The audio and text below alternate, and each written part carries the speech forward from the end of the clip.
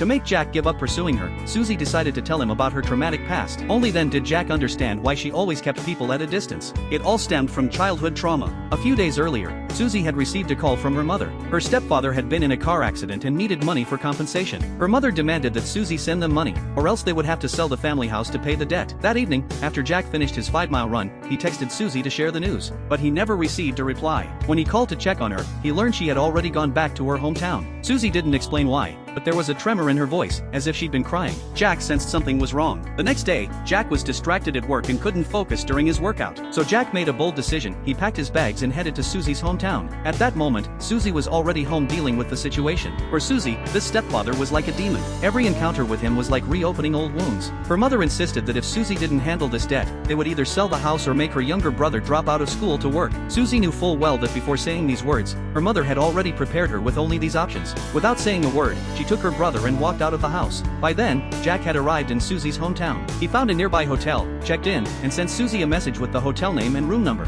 Susie took her brother out for a good meal and assured him she wouldn't let him drop out of school. But she really wanted to know if her brother would stand with her to expose their stepfather's crimes and send him to prison. When Susie was 16, one night while she was taking a shower, she was sexually assaulted by her beast-like stepfather. It completely destroyed her life. Her half-brother, though young, witnessed everything through a ventilation duct. When Susie told her mother about the incident, not only did she receive no protection, but she was blamed for causing problems. This left her in a state of isolation and helplessness for years. After dinner, Susie called her mother and told her she was buying out the family house and would transfer ownership to herself. She told them to stop scheming about the property and that she would wire the money to her mother's account the next day. After saying this, Susie hung up on what had become a purely transactional conversation. Meanwhile, Jack was on the phone with his boss, assuring him that his work wouldn't be affected. He opened the door to find Susie standing there, clearly drunk. Without saying a word, Susie gave Jack a passionate kiss, catching him completely off guard. After spending the night together, Jack woke up to find Susie gone. He frantically called her, only to learn she was already at the train station, planning to return to Beijing alone.